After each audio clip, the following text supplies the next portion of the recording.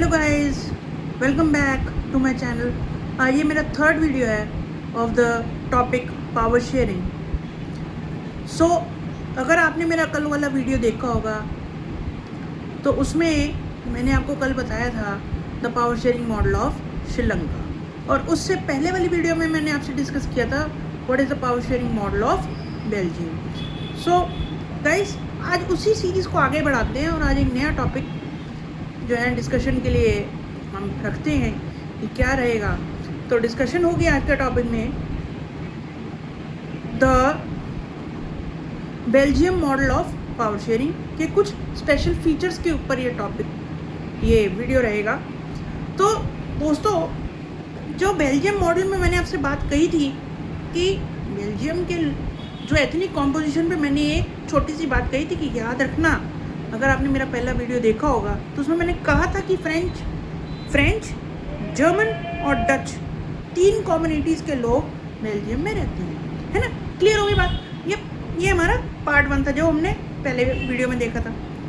आज हमने ये पढ़ना है कि हमने कह दिया Belgium model is the best model, ठीक है, ऑफ पावर शेयरिंग। क्यों कहा, अब मैं आज आपको इस वीडियो में बता दूँ। देखिए दोस्तों, इसमें सबसे बड़ा पॉइंट रहेगा वो है 1970 to 1993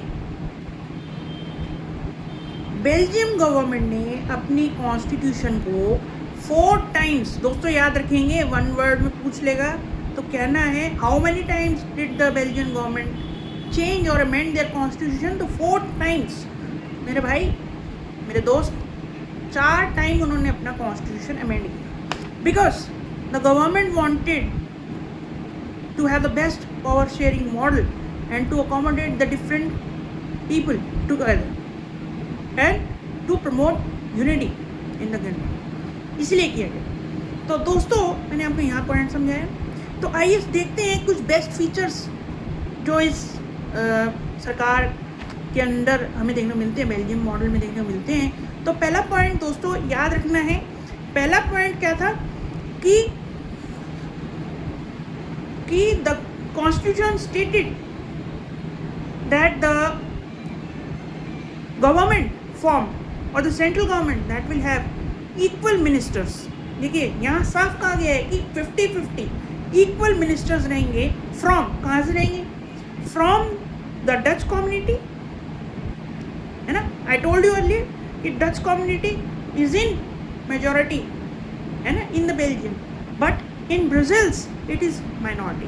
So the both French and the Dutch both will be having equal ministers in the central government. So this is only the first point. This is the first point. You will have to remember it that this is the first point here कि Belgium government में, central government part में Dutch और French community को equal representation दिया गया। Second क्या कहा गया? सेकंड कहा गया कि जो हमारी सेंट्रल गवर्नमेंट है ना, जो हमारी सेंट्रल गवर्नमेंट है, it has given its powers, various powers to the state government. And दोस्तों, यहाँ पे एक पॉइंट याद रखना, यहाँ ये कि सेंट्रल गवर्नमेंट कोई ऐसी नहीं होगी कि हमें माफ़ कर दो, ये स्टेट गवर्नमेंट बन के ऐसे किया, मारेगी नहीं। सबऑर्डिनेट नहीं है, सब अलग है। स्टेट का काम अलग है, सेंटर का काम अलग है, ठीक है। थर्ड पॉइंट दोस्तों जो रहेगा वो रहेगा कि जो ब्राज़ील्स का केस था ना, जो ब्राज़ील्स में गवर्नमेंट फॉर्म हुई, उसमें कहा गया कि फ्रेंच लोगों ने माना। ये बेल्जियन मॉडल की ये खास बात है, लोगों ने मान लिया, लोगों ने ठान लिया, लोगों ने मान लिया कि अब हमने ये सरकार अच्छे से चलानी है, देश चलाना है, तो माना गया। तो बेल्जियम गवर्नमेंट में, ब्राज़ील गवर्नमेंट में जो कैपिटल में बनी थी वो फ्रेंच डोमिनेटेड थी। दोस्तों याद रखना है, मैंने फिर बताया, ब्राज़ील की गवर्नमेंट फ्रेंच डोमिनेटेड थी, फ्रेंच लोग वहाँ रहते थे इसलिए, और जो दूसरी जो हमारी डच लोग थे वो बाहर और स्टेट्स में रहते थे। तो फ्रेंच ने वहाँ पे माना कि Dutch will have the equal representation in the state government and in the central government. And जो ब्रिसेल्स गवर्नमेंट, सॉरी, और जो सेंट्रल गवर्नमेंट थी, जो कौन चला रहा था? डच। याद रखना दोस्तों, सेंट्रल गवर्नमेंट डच चला रही थी, ब्रिसेल्स गवर्नमेंट कौन चला रहा था? वो चला रहा था फ्रेंच। तो उन्होंने क्या माना? उन्होंने कहा ठीक है यार, ये मान गए तो हम भी मानेंगे। उन्होंने भी कहा कि in central the French will have the equal representation, we will give them equal representation, so you will also give us, this is vice versa, let's be together. So this is the point and there is a last point as well. तो दोस्त कहेंगे भाई German भी तो थे, उनका क्या हुआ? तो उनके लिए बनाया गई फोर्थ पॉइंट। याद रखना दोस्तों, चौथा पॉइंट है सबसे इम्पोर्टेंट है, पूछ लेगा आपसे बोर्ड में भी कि what is community government. So community government जो बनाई गई थी, कम्युनिटी गवर्नमेंट बनाई गई थी ऑन द बेसिस ऑफ कि people belonging to one language. Community का मतलब ये होता है दोस्त कि एक लैंग्वेज के लोग मिलकर इलेक्ट करेंगे अपने बंदे को, either from one from French, one from German, one from Dutch. तो वो आपकी कम्युनिटी गवर्नमेंट हो गई। कम्युनिटी गवर्नमेंट का काम यही था, to look after, to promote the linguistic affairs, to know, to promote the cultural rights as well, and बहुत सारा जो उनका था वो कम्युनिटी रिलेटेड, कल्चर रिलेटेड काम उनका बहुत था। और इसको हम विलेज गवर्नमेंट भी कह सकते हैं, इसको कहा जाता था कम्युनिटी गवर्नमेंट। तो ये हमारे 4 पॉइंट्स हैं दोस्तों, ये बेल्जियन मॉडल को अलग बनाते हैं।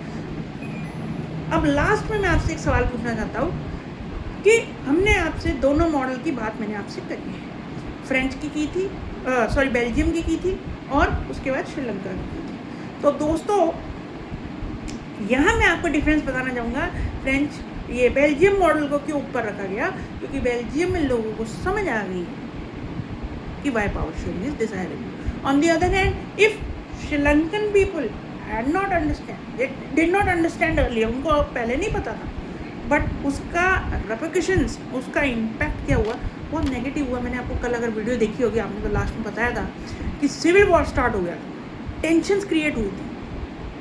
टेंशन यहाँ भी हो सकती थी, बेल्जियम में भी हो सकती थी, लेकिन दोस्तों ये मॉडल अपने आप में बहुत ही कॉम्प्लिकेटेड है।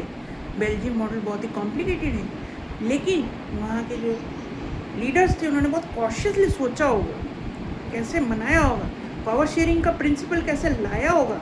सो that's why I need to say you कि Belgium model is the best model. Next, Sri Lanka is also a good country, but in the comparison I feel that one that should be, I would be choosing, that would be Belgium. So दोस्तों आने वाली series में मैं आपको ज़रूर कुछ ना कुछ रिलेटेड क्वेश्चंस पूछूंगा, तो उस पर भी आपको ध्यान देना है, और आगे आती रहेंगी ऐसी वीडियोस। बाकी तब तक के लिए bye bye, like share and subscribe, good bye bye.